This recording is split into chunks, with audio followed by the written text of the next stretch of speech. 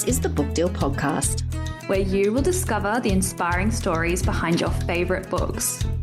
We interview seasoned and debut authors, as well as publishing industry professionals, to bring you the best tips and advice on how to get that elusive book deal. So no matter what stage of writing you're at, we've got you covered. I'm Tina Strawn. I'm Madeleine Cleary. And I'm Natasha Rye. And join us as we pull back the curtain of published authors, one deal at a time. The Book Deal Podcast acknowledges the traditional owners of the land and waters which it's recorded on, and pays respect to their elders past, present, and emerging. It's Madeleine here. I'm not sure that author, writing teacher, and festival fairy Kate Mildenhall needs much of an introduction.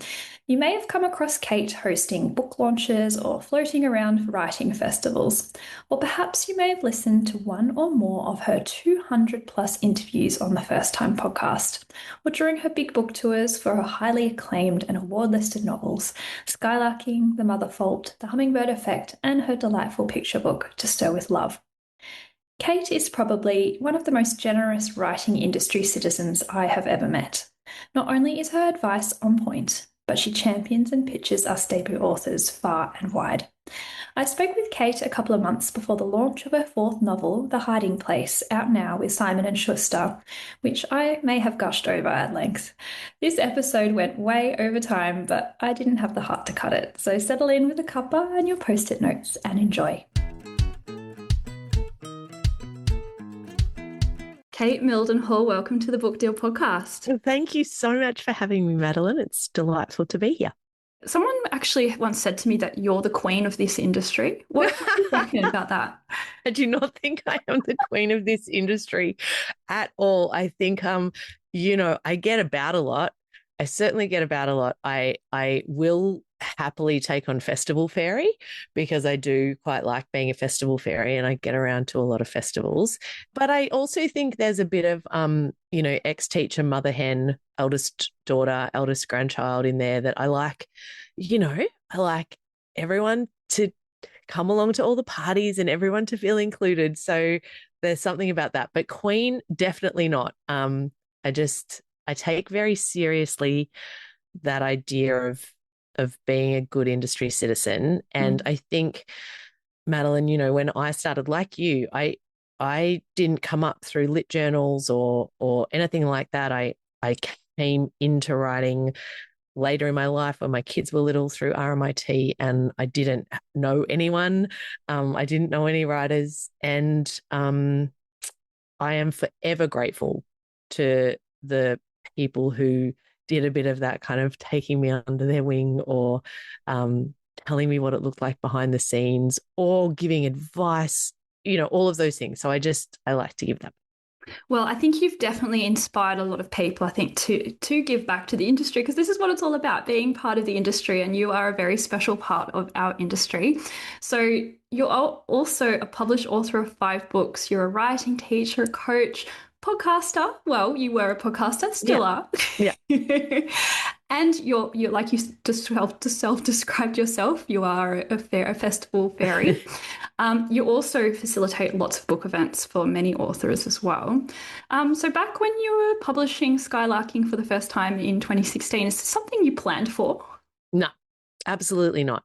I went back to uni when the kids were small because, and I always say this because there was this weird gap that I'd never kind of considered before, which sounds ridiculous, but that kind of maternity leave was the first time that I'd been out of full-time work for a really long time. And I guess I'd been a teacher before that. That was the first time that I had time maybe to let this urge to write bubble up inside myself.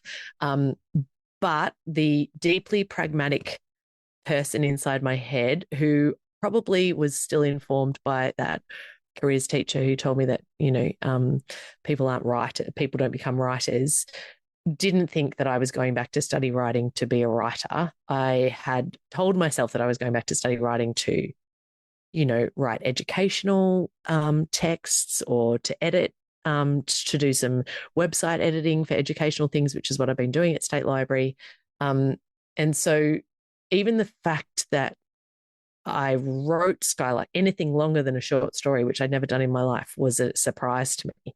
Really? That's a surprise to Yes. me. Yeah. I had only ever written, 3,000 word stories. Like that's what short stories are, and that's what I'd written. And when it got bigger than that, it still kind of flummoxed me. And it's why we all talk about that idea that the first novel is in many ways the easiest, because you've got no idea what you're doing or how hard it's going to be. And there's part of it that just comes from the energy and the heat. And I think that in a way, that's what we're always trying to get back to, is that feeling of writing your first novel. But yeah, so the process itself was a surprise. And as I've talked about a lot, it happened through the course and the idea of having to turn up each week with a new piece of writing to workshop. So that's how I got the words down at the start. And then it was when I had 30 or 40,000 words, I was like, holy moly, this is a novel.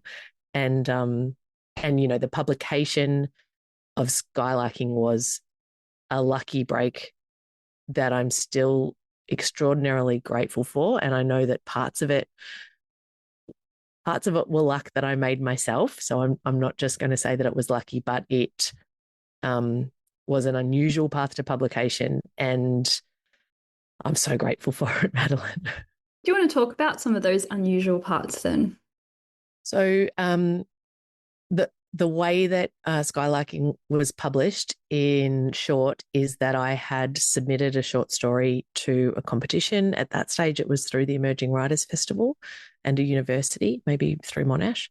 And I didn't place, but I was shortlisted or I don't know, commended or something.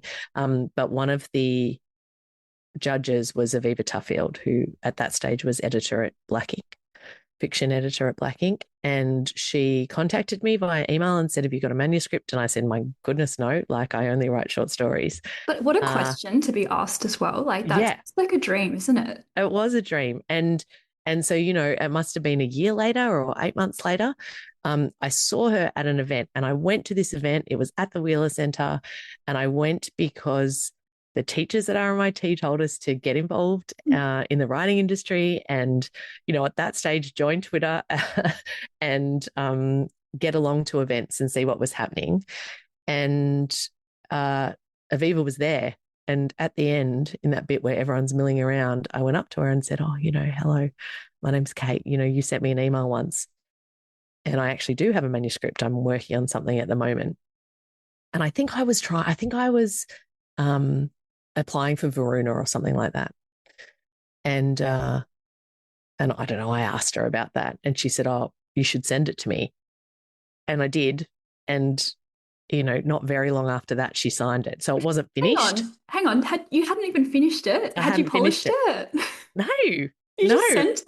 I sent it. I was vomiting. I still remember, I've probably got notes somewhere about like how scared I was, but I didn't know any of the rules. Like I really didn't. Everyone tells you got to have it. You get one. Yeah, and yeah. So I didn't really know. I sent something, and I remember I was on a weekend away with girlfriends, and Aviva must have called, and it was really big, and someone had just announced their pregnancy, and like I wasn't picking up my phone. I didn't realize about the momentousness of an editor calling, and then she must have messaged again the next day, and I said to my best friend, like, do you think I should call her back? and she wanted to, she was interested, she wanted to buy it, and then when she'd finally taken it through acquisitions, I remember I was because she was only new to Black Ink, so it was the first fiction they'd signed, and I was at swimming with my two little kids and my dad, because you have to have another person come along to help, with the toddler while you're in with the baby in the pool. So we're all chloriney and, getting the, I don't know, hot chocolates or something afterwards. And she called and she said, we'd like to make you an offer. And I still don't think, even to this day, I still don't think anything matches that moment in terms of my writing career and the kind of the highlights.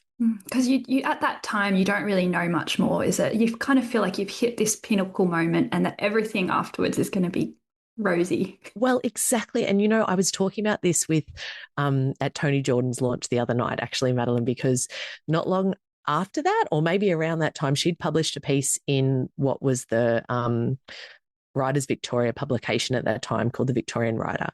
And it was all about how writers think that if they just get that publishing deal, then everything, they'll never want for anything again. They'll say, I'm happy now.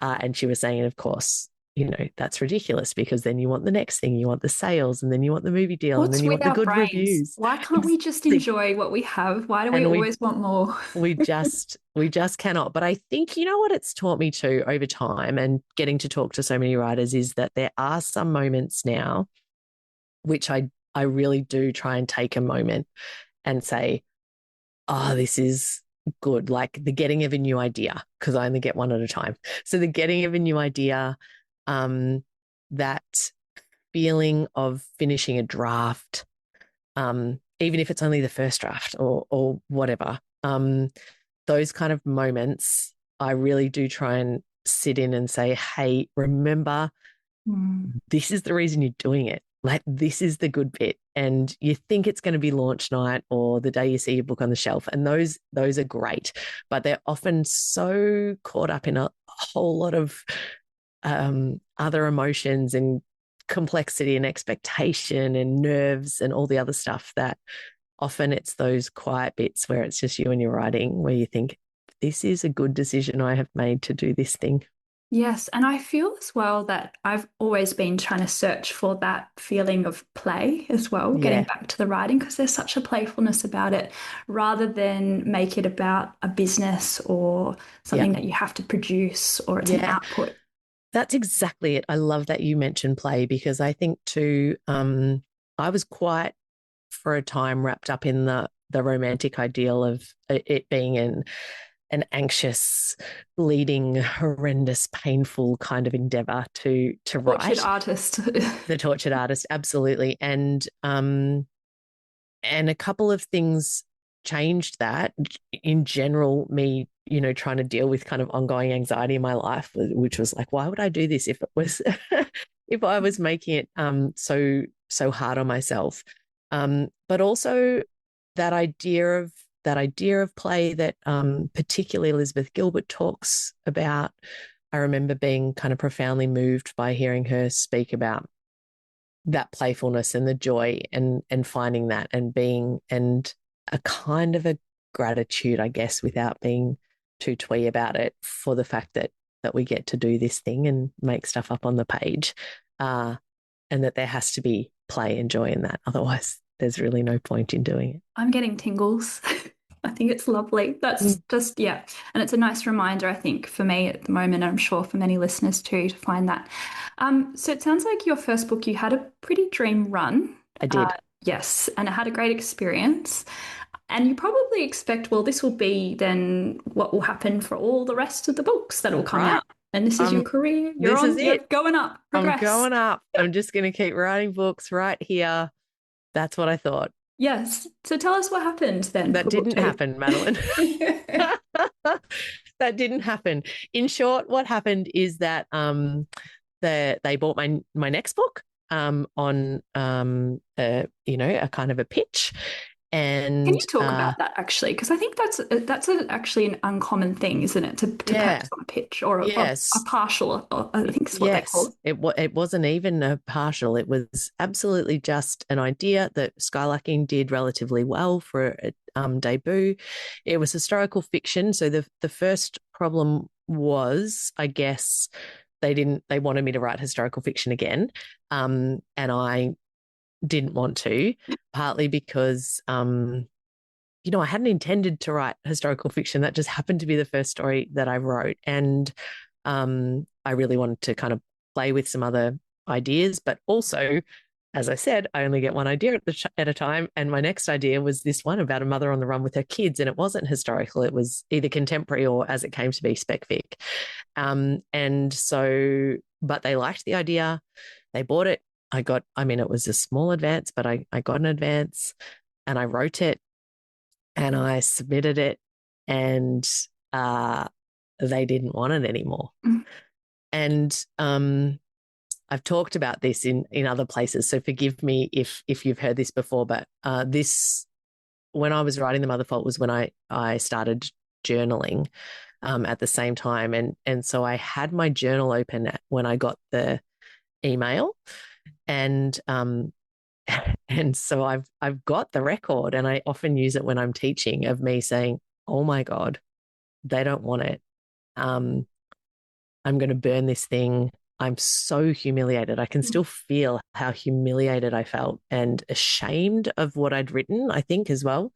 Because, we all have that extreme vulnerability about what we've written. And in this case, this was something that they'd wanted. And yet then I'd turned over the thing that I'd actually written, and all the second book feels, and they didn't want it. So, I was going to burn it. I wrote in my journal, I'm never going to write again. I'm never going to look at this again. Like, it was awful. But of course, the beauty is that, those feelings are very intense for a minute, and then we moved past them. And I was super lucky, Madeleine, that at that point I got a little Creative Victoria grant to write The Mother Fault, and I'd used it to get a mentorship with Charlotte Wood. She was doing them at the time. She had a gap. It was just, again, kind of serendipitous. And so I was working with her at that time. So I emailed her and I said, this has happened. And she said, which I will always be so grateful for, she said, delete the email. Don't look at it again. That's not useful right now. And now give yourself some time. Just give yourself a bit of time. And by the time I had kind of wept and done all the other things and got over my shame and come back to the work without a publisher, without an agent, I realized that I was deeply invested in this book and that I was going to finish it. And, and that I wanted to redraft it. I knew I wanted to redraft it. And it didn't change hugely much before it was picked up by someone else, but I was invested in it and I was going to try and see if someone else would publish it. But, this wasn't going to be the end of me. And so that's what I did. And by that stage, we were doing the podcast. We'd met a few writers, and through the PWE, the RMIT alumni as well, I knew some writers. I was able to get an introduction to an agent, to Pippa Masson at Curtis Brown, and she signed me. And then within 6 months, she'd sold the book on a 2-book deal to Simon & Schuster. So, it was, and I guess one of the other things that I feel really fortunate for in my career is that kind of what it meant is that The Mother Fault also became kind of like a debut. It was a different genre. I was with a new publisher. They put a lot behind it. And so I feel very fortunate about that. It meant that, in a way, my biggest kind of expectation and second book feels came when I was writing and went on to deliver The Hummingbird Effect. There's so much there, Kate. I think it's easy in hindsight, isn't it, to look back on those moments of rejection and reflect on that, because obviously The Mother Fault then went on to become a bestseller. Yeah. And you've spoken about this. It's sold internationally as well. So a huge success, a critical success as well. But at the time when you're in that state, it's really hard to pick yourself up. And I think Charlotte Wood's advice about taking some time and space is a good one. Was there anything else, though, that helped you when you had that moment of rejection?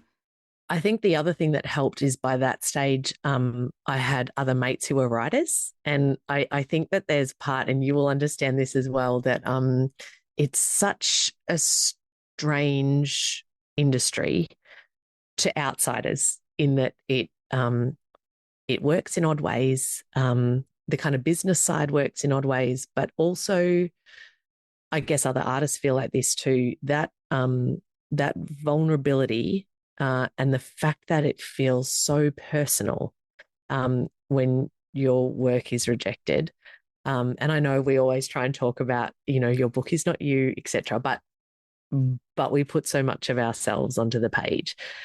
So I think having other people around me who understood that, of course, my friends and family were very supportive, but having other writers who can say, oh yeah, this time that I was rejected, or understand exactly how low you might be feeling through that, is really good. And I think too, having gone through the part of the course, I mean, I was still doing the course at that stage too, getting a bit of a sense of what feedback can look like. And I think around that stage too, I can't remember if someone said this to us on the podcast, but this idea that you only need one yes. And I remember maybe having given that advice to other people, but then suddenly being in a position where I was like, oh my gosh, now this is me, and I have to go out and find the person who will love this book and who will support it and who will want to get behind it.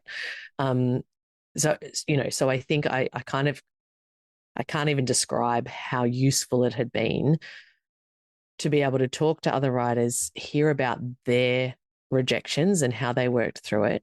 And also the stuff that we don't necessarily say out loud or on podcasts, the kind of talking green rooms or in WhatsApp chats where people are talking about how many times their successful books got rejected. That was all galvanizing, because I knew that I believed in my book and I thought that it would have readers. And I knew enough about the industry to know that at that stage that my best bet was to try and get an agent to do that. So I think, as always, like we say, the information is so powerful, and that's why sharing information with other writers is something I believe in so much. Having that belief in your work, it's a really tough one, isn't it? Particularly when you're an early emerging writer. When you talked about vulnerability earlier, does that ever change? You've published obviously 5 books now. Does that change? I don't think so, Madeleine. I'm so sorry to Oh, say. damn. I always talk about it as feeling unskinned, and I think, with each book, regardless, even with the picture book, there's a feeling of kind of unzipping yourself and showing your insides to everyone, and worrying how that will be received. And I think there's also a thing that I find, and it's why maybe often writers will talk about how that last proofread, when you're doing the final one and you have to hand it over, and there's this kind of tug where you're like, I don't want to give it over yet, because I guess when you finally do that sign off, you are saying, this is the best thing that I could do. And often for me anyway, it's never quite the kind of perfect dream that I had of it. You never quite reach the ambition. And, I've talked so much about that extraordinary George Saunders quote that he talks about the kind of golden orb that you have when you first come up with an idea, and that the process of writing is dropping that golden orb and it's smashing into 1,000 pieces. And then your job as the writer is to put it back together, and you never quite get it perfect. There's still cracks, isn't there? There's still cracks, and you can see where you've put the seams together. But so I think that other part is the vulnerability of having to have a level of pride in your work. You're putting it out there, you're saying, this is what I've made, this is the best thing that I've made. But that's really hard. That's really hard to do, I think, as well. And so I think that those two aspects, the fact that regardless of what kind of fiction, non-fiction, whatever you're writing, that it's so hugely personal to put that writing out, but also to have to stand by it and say, this is the best thing that I could make right now is very vulnerable. No, I agree. I've never spoken about this before publicly, but when the Butterfly Women came out, on the day it came out, Arts Hub did a review and gave a 3-star of the book. Is there anything worse than a 3-star? I know, because it's like a middling review. You'd rather they hate it or love give it a it. 1. and hate it. And so That's then all right. your mates are going to jump on and go, rah, rah, rah, rah. Yeah, Oh, I'm so exactly. sorry that happened. Oh no, Why it did was. you read it? Oh, well, I know I didn't. I couldn't until I had a glass of wine in hand, and then my Mhm. husband read it to me. That was the day of Yes. publication. And at the time, I thought, well, I just want to pull it. I want to pull the book from publications. Obviously, people are just going to be like, oh, it's an okay book. Like, it's just okay. Hmm. And of course, in hindsight, and you get all these people that love it, people that absolutely love your work, and people bolster you, they tell you about it. But you don't have that when you get those, initial early reviews. And last night I thought, because I haven't read it since then, I'm like, I'm going to read it. And I reread it and I was like, it wasn't that bad. It's never that bad. It's never that bad. And that's the thing too, that I think, I can't remember who recommended to do this. I wish I could, put a name to every piece of amazing advice I've got over time. But someone said to make a folder of, beautiful compliments about your work or great reviews, so that you can go back into it and bolster yourself in the future in those times where you are trying to remind yourself that you are worthy and that you Exactly. wrote well. Because in the period of publication as well, it is such a roller coaster. You're like all nerve endings everywhere, and you're getting this extraordinary feedback sometimes, and then you're getting haters or reviews that aren't as great as you wanted, or someone else's book's got massive sales. Like, there's always something that can make you feel really shit about how your own work is going. And so I think being able to just kind of quietly retreat to a place that is like, it's okay. Remember Exactly. these other things. Remember that someone thought this was good enough to publish, and that's pretty bloody good in this country. So, let's just go back to there. That's right. Putting your armor together, and it's Exactly. that piecing together of the armor that you Yeah. need sometimes. On the flip side of all of that is that someone, and it might be Catherine, it might be someone else, talks about jumping on Goodreads and getting a clear sense of the kind of middling reviews straight up, so that you Gosh, know what no. people are going to speak to. I couldn't Like, do that. what the complaints are. Are they going to say, I know in Hummingbird, it was a lot of like, whoa, like this jumps around a lot. Like, there's a lot of stuff in here, or people talking about the COVID sections. I was like, okay, cool. I can handle that. Like, they're all right. I'm willing to take that on the chin. Because often the criticism that gets us in the gut the most is things that we've been worried about. And so, so to see that it's not that it's something else, or, like, I don't know, the sex was too wild. Like, great, go for it. Please complain all you want about that. There's a bunch of other readers who'll be really happy with that, so that can be useful too. And that's why If the you're three willing stars to go on are kind Goodreads. of the worst sometimes, because they can get underneath the skin of the book sometimes, those little things that Absolutely. yeah. I Yeah. don't check my Goodreads, actually, to be honest.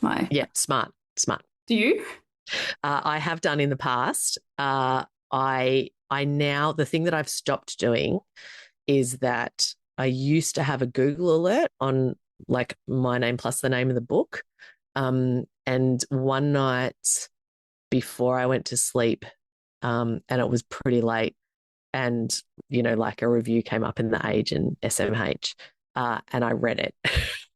And again, it's not a terrible review. There was one line in it that cut me to the core. And after that, I was like, that's it. I'm going to get them delivered either via, someone at my publisher, or, like you, I'm going to get my husband to read them to me with a glass of wine. So I've taken Hey, off the that's a Google good alert. tip for everybody. Yeah. With reviews, glass of wine in hand. That's a Glass of must. wine in hand, and do not put a Google review on yourself and your Do book. not put a Google A review. Google alert, sorry. Alert. Okay, Yeah. do not. That's a good. You've interviewed so many writers. I want to talk about that because I feel like you've got a lot of tips, because a lot of authors are a little bit nervous and anxious before being interviewed during their publicity period. Yes. Do you have any just quick tips for writers who are being interviewed? Like, what are some of your standout interviews, and is there anything that's a pattern with them? One of the things that I think can be really useful, either if you're being interviewed or if you're in a position to interview someone else, is to find that person online on a podcast or on a video. If they're a debut writer, they might just have done a couple of videos for their publisher or on their social media to get a sense of how they speak, whether they answer questions slowly, whether they go fast, whether there's some people who talk like they're giving perfect quotes and then they'll just stop. So you know that that's your cue to then go on and ask a question. So it just allows you to feel a little bit more prepared. And certainly if you're being interviewed, and it's a certain type of podcast, or even a radio segment, can sometimes, there'll be a certain way that they interview. Yes, very quick, isn't it? Radio? Yeah, and it's really so super quick. So you want to make sure that you kind of have an understanding of what the brief is of what you're going to talk about. And the other key thing is to recognize that in most of these situations, when you're being interviewed, the thing that you want to do is to get people interested in buying your book. So for instance, very simple, but say the name of your book, possibly once or twice. You want to have a couple of versions of your 1-sentence pitch, your 1-minute pitch. You'll often get asked about the seed of a story or where a story came from. So to have a short anecdote about that. You'll often get asked about what was hard or what was easy or what you loved about writing a book. So just to have a sense of how you might respond to some of those questions, because and even to get someone to practice those kinds of questions with you can be really useful when you're going into interviews. As an interviewer, I always try and let people know I don't like to give questions ahead of time, but I will give them ahead of time if someone requests them, and I'll make that clear. But I do like to ask people if there's anything that they want to tell me that means that I can make the situation more comfortable for them. People like Tim Winton didn't want video on when I was interviewing him. Just his preference. So you sat video off, did you? Sat video off. Oh. Yeah. Which is disconcerting for me because that's my preference because I like to read facial cues, but he didn't want that, so that's fine. Fair enough. Some people will want a moment to sit with the question that they've been asked. And I know for me that it took me a couple of seasons to be able to sit with that quiet and not just fill it and try and ask the question in another way. Some people just need a little bit longer to process the question, and they want to be really thoughtful about how they answer. So they're things that work for me, and I will often ask before a festival panel or before an interview, please let me know if there's anything that you particularly don't want to discuss or that you particularly do want to discuss. And what that can do, often people will say, no, it's fine, ask anything. But I think anything you can do to make the person you're interviewing feel more comfortable coming in, because it's scary, right? It's scary, particularly if you've never done it before. You can feel like you're going to stuff up or say something stupid or not understand the question. And I think as a guest, the other thing you can do is, you can always ask again. You can always say, sorry, I didn't catch that. I've been on so many stages where people have said to me, sorry, can you ask that again? Or I trailed off. Did I answer your question? That's so perfectly okay to say those things too, rather than kind of just rambling through an answer to fill up space. Oh, these are great tips. I'm going to go back and re-listen to that and then take all these notes, because this is perfect for both the interviewer and the interviewee. Good. It made me reflect. I think the nervous I was for an interview for the publicity period with the Butterfly Women was actually an interview by my publicist as a mock interview. She mock interviewed me, and it was a great practice session. It was really good, and she tested me on a few things, and then she gave me feedback. I think it was the giving of feedback that was most anxiety inducing, but very worthwhile. Yeah, I think so. Really worthwhile. I think the other thing, Madeleine, and I used to teach a kind of a workshop about this, getting your head around the publicity period. And one of the things to recognize is that what particularly media outlets will do, particularly for debut writers, is they want you to spill your guts. You know, they want this kind of the most authentic, the most truthy. I mean, if you cry, brilliant, let's get that.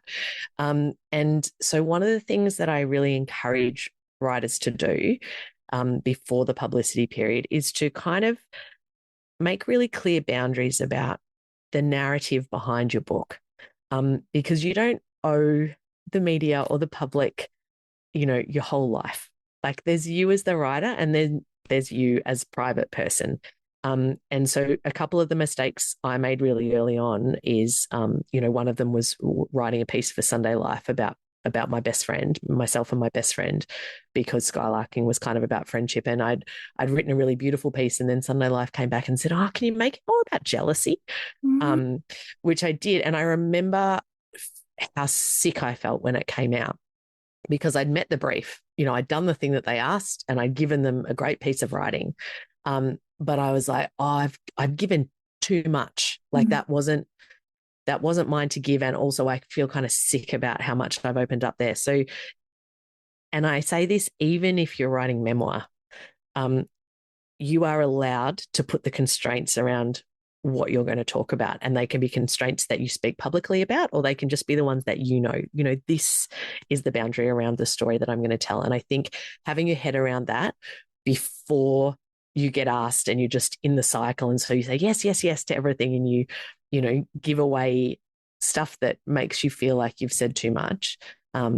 Yeah, that would be one thing that I encourage too. That's a really good tip. We actually, I interviewed Carly J. Metcalf, who wrote Breath, and she talks about this exact thing. And she ended up having to put a lot of boundaries around her social media and just posting purely about the book and not about herself, because she felt she was giving so much of herself. And I think memoirists, they do. But it doesn't matter if you're a memoir writer or a fiction writer, or even in kids lit, you still have to give a lot of yourself. Now, we should follow one of your tips, which is to mention your book in a podcast interview. Shall we talk about The Hiding Place now? Let's just say the title a lot. Let's just say the title, The Hiding Place. And let's just say to everyone too, what I've already said to you before we started recording was this is my very first interview about this book. So as much as I've said all those things about like having your one-line pitch and everything down, I do not. So you know, everyone watch and learn as I stumble my way through attempting to talk about my new book. Well, look, I'm glad that we caught you first off, so it's not sort of on repeat, because authors, you tend to get on repeat. So this will be nice and fresh. It's a good practice episode, I think, for it. Thank you, Madeleine. I feel safe with you. Good. I'm glad you feel very safe. I absolutely loved this book. I read it last week while I was in Noosa. It's going to take Australia by storm. It's a brilliant novel. And my husband, because I was reading it next to my husband, like on the beach and by the pool, and I kept like, you know, I think you know the sign of a good novel when you're like very audible in your response. Yes. I love it that you were making noises. That's great. I was like, oh God, oh no, oh no. You're tearing my hair out. Like, really? Oh my gosh, are they really going to do that? Anyway, it was brilliant. Great. That makes me incredibly happy. Thank you. Do you have your 1 to 2 line pitch for us, Kate? I don't, but I will attempt it. So The Hiding Place is a novel about a group of family and friends who buy a property together. And it is set over the 3 days that they visit the property for the first time. And on the very first night, someone ends up dead. So that's what happens. That's a terrible pitch for it. It is, it's somewhere between crime and satire. There's a little bit of domestic kind of realism in there. It's completely different to anything else I've written before. It's a thriller, I think. It's a thriller. It's a thriller. It's page turning. It's beautifully written. Thank you. I mean, it's literary, but it's got some really big hooks, I think, that keeps you absolutely gripped and in your seat. You just want to get it through. I think I read it in 24 hours. And Yes. I'm not actually generally a fast reader, but I couldn't put this one down. So I'm so glad. I'm so glad. And that is, I mean, at the start of the process, and I was just looking back on my journal, and it hasn't really changed much. The initial kind of premise of the novel hasn't changed. Heaps of other stuff changed in it, including that I got the number of characters down from something like 35 altogether, including the kids, to a much more reasonable number of, just over 10. But that premise was there from the start, as was the idea that it was going to take place over 3 days. And yes. that was a pushback, like a literal kind of boundary that I put on myself after Hummingbird, which is set over, 250 years and was this huge kind of sprawling epic. And I was like, you know what I'm going to do for this one? I'm going to make it 3 days. I love that. Yeah. Yeah. You've gone complete opposite, because Hummingbird was so expansive. It was very, very expansive. And the hiding place is, it's intimate. It's looking at the detail. Yes. Yeah, it is looking at the detail. It's really, really cool. I want to talk about characters and the multiple points of view and all that. But firstly, I read this article that you wrote, I think for the Monthly, about camping. Yes. Can you tell us a little bit about camping and what role it's played in your life? Yeah. Okay. So, I mean, I think my mum and dad took me camping, when I was 3 months old for the first time. There's pictures of me in the mud at the Murray River. And camping has always been a massive part of my life. My parents were both teachers.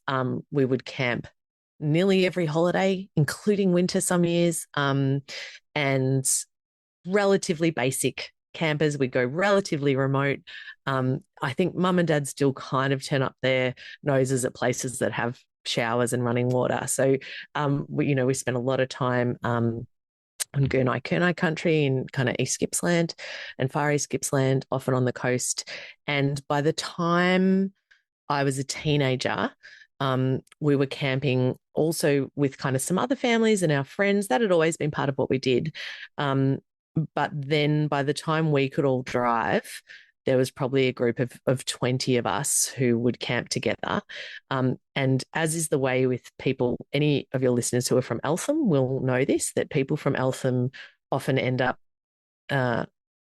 procreating and marrying sometimes people from Eltham, procreating with and marrying people from Eltham. And so now that group has expanded out to something like 50 with all of our kids, and we camp together, and it's multi-generational. Many of us have families there as well. It's an all-in brawl. So we have lots of different sites, but we eat together, we play cricket together. And it's a really huge part of our lives. And in fact, one of the seeds, or the original seed for this book, is the fact that we as a group were burnt out from the place that we have always camped for 30 years at Thurrow River, in the big fires of 2020. And like quite dramatically, had 15 minutes to evacuate, and a lot of us had to leave our gear in there, our trailer, and the kids. That would have been frightening. Bikes and things. Yeah, I mean, we all got out and we were very safe, and we were very lucky in that way, and other people had it much worse. But the next week we had the kind of the army sent us photos of the kids' melted bikes and our melted trailer. And so, and that campsite is only, it looks like it might reopen this year, but, for a long time it was closed. So we had to find somewhere else to camp. And one of the things that has happened in Australia, all around Australia, is that camping numbers are just going up. And there's a whole lot of different reasons for that, but it can be really hard to find a camping place over summer. So that was quite tricky for us. So when we talked as a group at different times about, buying a bush property together so we didn't have to go in the ballot every year to find somewhere. And, that had always been the dream. And then one day, down at my local real estate agent, I saw a sign saying buy a whole town. And it was this beautiful property on the Thomson River near Rawson, and in the mountains just out of Melbourne. And I put it straight into the camping WhatsApp chat and said, why don't we just buy a town? Wait, did you? No, we did not. And that I is was like, part wait, of, is this like a memoir? no, it's not a memoir. And part of the premise for the book came about because it started a lot of interesting questions Mm. about the nature and complications and pressures of owning property together.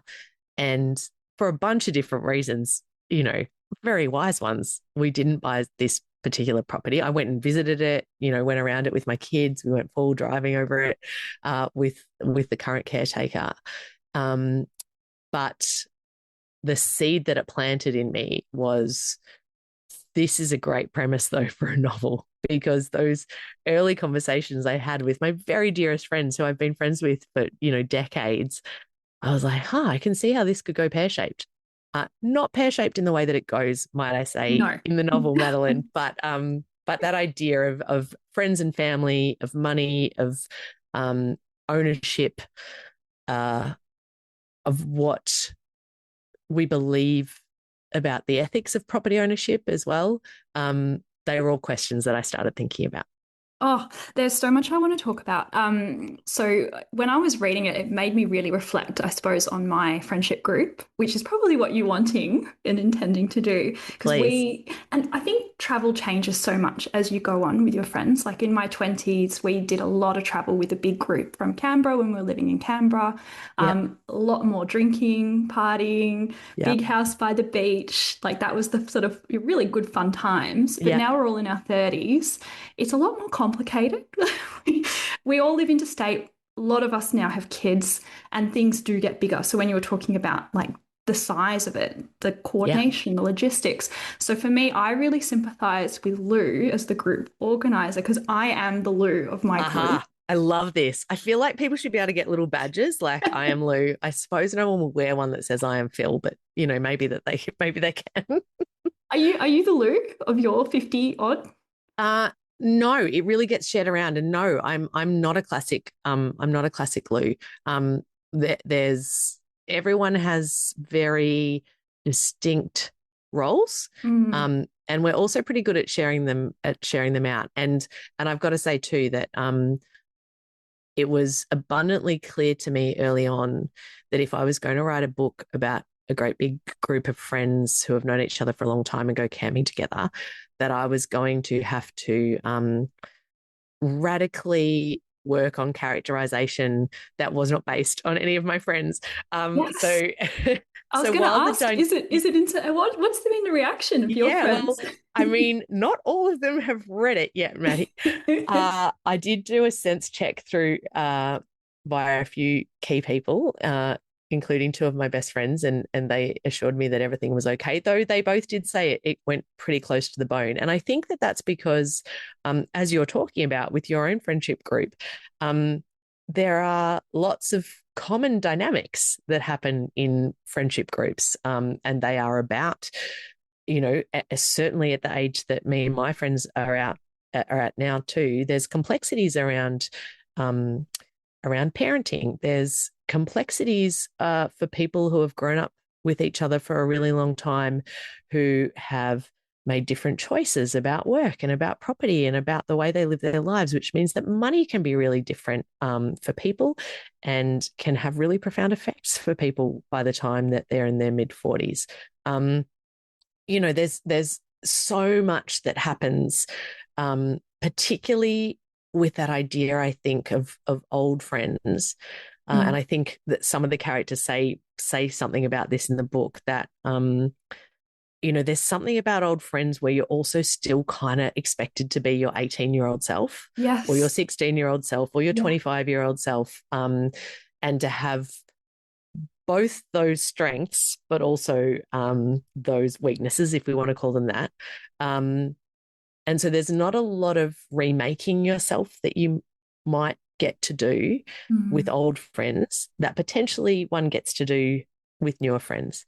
And I think that is really kind of interesting, an interesting place to play with characters and how they might react to different situations as well. And that's that intimacy, I think, that your book really brings. You're really showing those connections, and you do it with such a large cast of characters. How did you keep up? How did you manage to work out who's who? I got to say, like I cut a lot out because it became abundantly clear that I could not have the cast of characters that I imagined, which is really hard for me because in my mind, when a group camping trip does involve somewhere around 30 to 50 people, but of course, like with many things on the page, that's very difficult to deliver on. So in terms of then working out who got to stay, it was really important to me that there was this idea of multi-generations. So there is one child with a point of view, Stella. Stella. And there's an older character, Avril, who's the matriarch or the mother of two of the characters. And she doesn't have a point of view, but she is, it was really important for her to be in there as well. I wanted to have a sense of, I always had a really clear sense of Bill, who is, one of the dads. He's smug. He's smug. He's a basketball dad. What I love about Phil is like there's so much chaos going around him, and all he cares about is his bloody lamb. He just wants to get the lamb spit on. He's thought about it a lot. He's got a new spit. He's bought the new contraption. He's really thought about it a lot. He's watched a lot of YouTube videos, and he's going to deliver on this bloody spit. He was so much fun to write. I imagine. Yeah. But like with all things, multi-POV is hard to do, full stop. Multi-POV is also really hard to do when you've got a lot of action that you've got to get through. And one of the things that I had to really work on in drafting and in editing was trying to get the language right. They're all kind of close third person POVs. And I was trying to get the language distinct enough between those characters. They're close. They've known each other for a long time. They do things like have the same phrasing around, they'll call each other love or babe. And at times I had to really work out, okay, well, I've got to have one character who says love and one character who says doll or something else just to give it that differentiation, even though in real life, often what we do is kind of mimic our closest friends as well. So getting the POV was important. I wanted to have sisters as part of that, and a best friend as well. So it was just kind of, experimentation and killing a lot of darlings. Well, you said you cut a lot. So how much did you cut? I originally had something like 12 adults. I didn't have them all with a POV, but they did really muddy up the waters a bit. And the way that I wrote this book much more quickly than I have previous books. And again, that was a decision that I made along with the constraint around the time, the 3-day kind of time frame of the book. And to be frank, and I'm going to be frank with you, though, I'm not sure if I'll mention this in other interviews, it was a financial decision in that I knew that, there was a period of time where I was the sole income earner for our family in the last couple of years. And I knew that the only way to make my advance work was to write the book quicker for it to keep us afloat. So, that was a decision that I made to write quickly, but also I really lent into it as part of the creative process.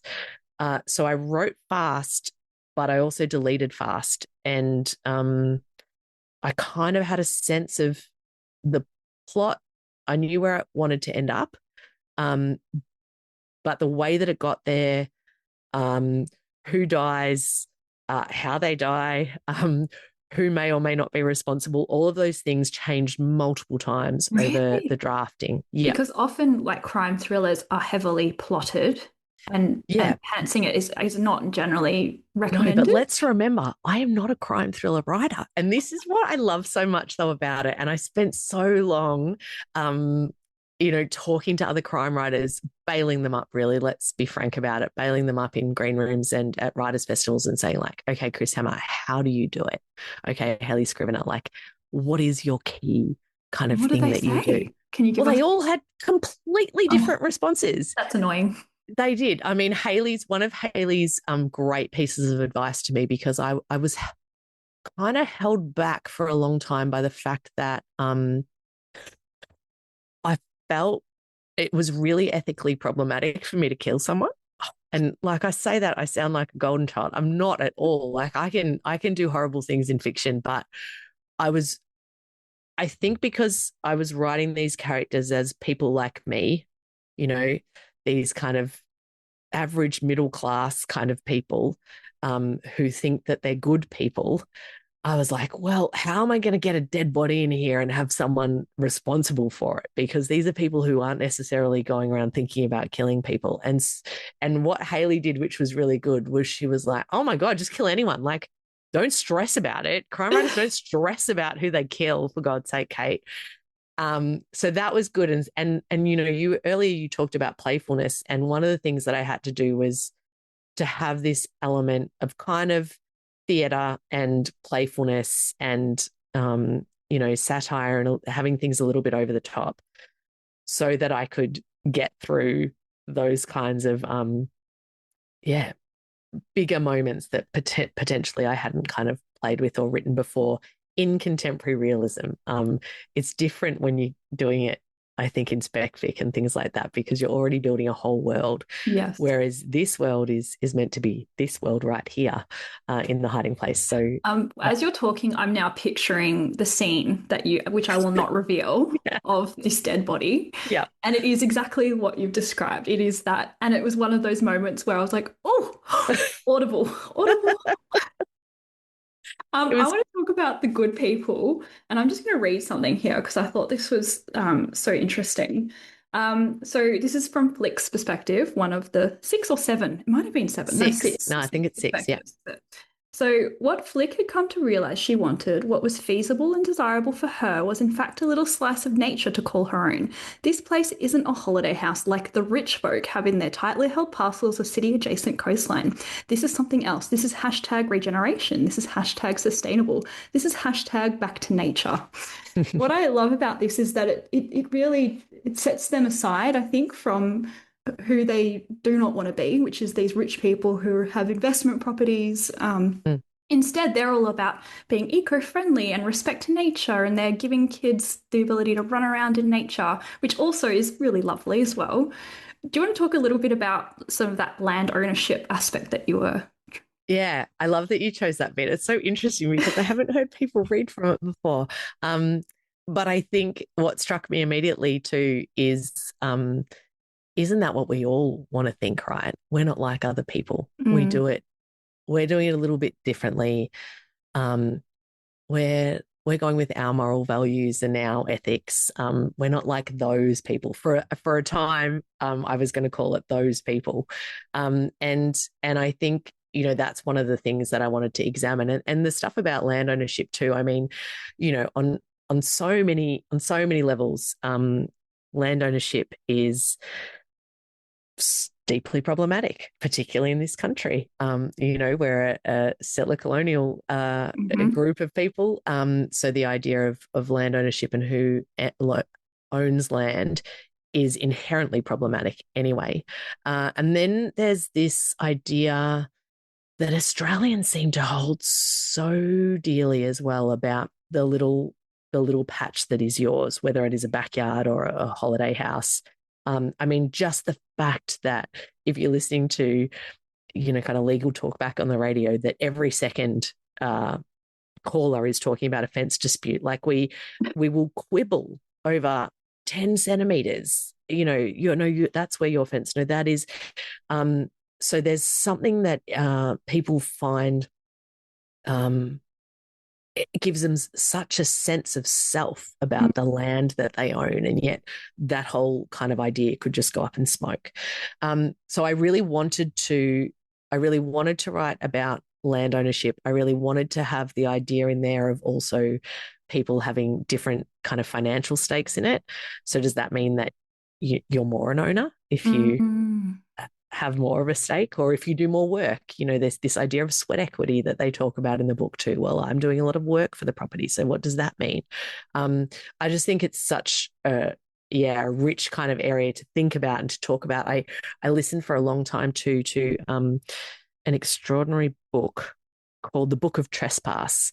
I think it's by Nick Hayes. He's an English writer, which talks about the kind of the right to wander in the UK and about breaching fences and going over fences and law of the law of the commons and things like that. So these are all ideas that I've thought about a lot. But in the end, coming down to the fact of where a fence is on a property, whether you're squatting on common land or on someone's land, these were the practical ways in which I could kind of bring that to life. No, it's so interesting. And I think you use very subtle irony as well, because on one hand, they're really championing, acknowledgement of country and First Nations rights to land ownership. And then at the same time, there's this group of campers who are squatting on their land, who have more connection to the land than any of them have, and they're trying to move them on. And you do that as well with the environmental side of things as well, which I think is really interesting.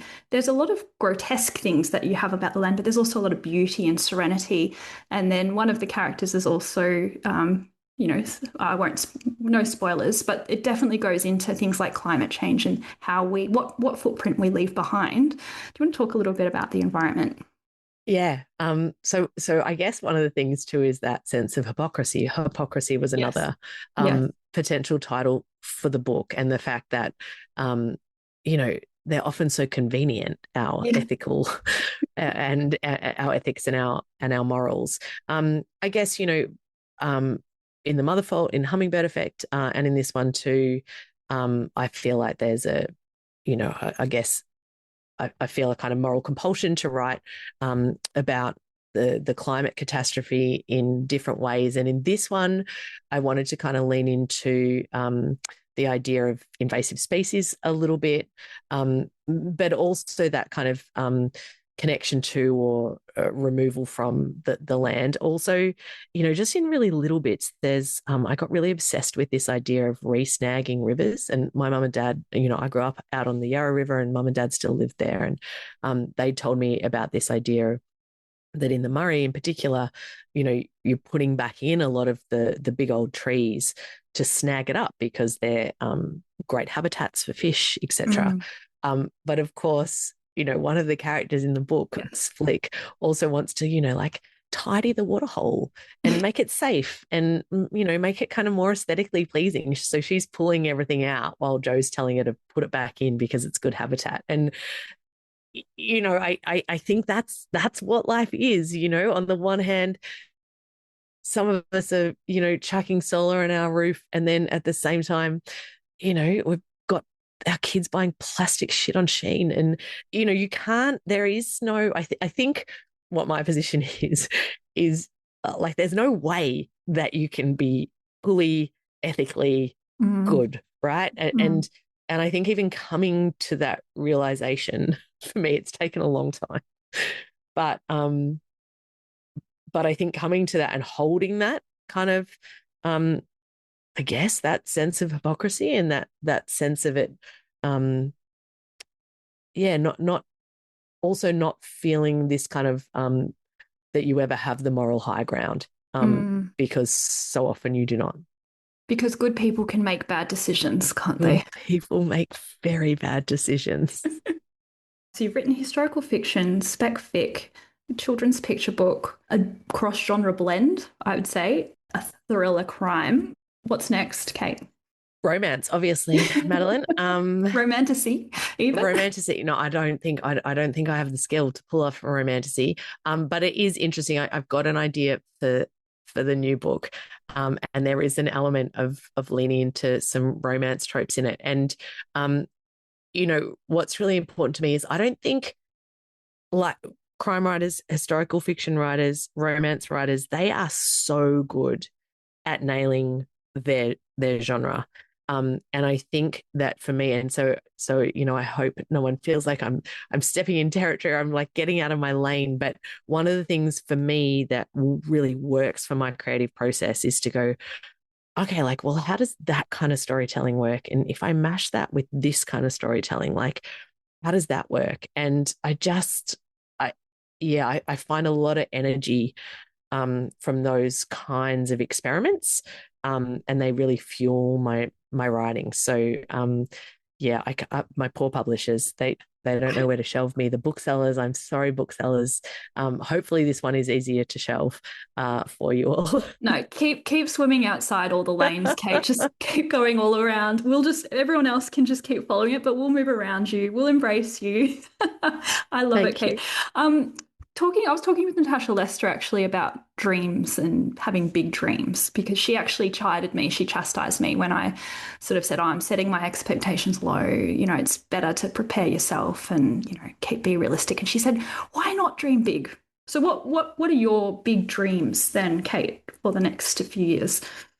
Well, I think one of my big dreams is that I want to write 10 novels. Or maybe more than that if I'm lucky enough to have that much time. And I probably foolishly only realized that a few years ago. And I think it was one of those times when I was looking through someone's book, and it was the first time that I'd encountered them. And I think it was Louise Erdrich, actually.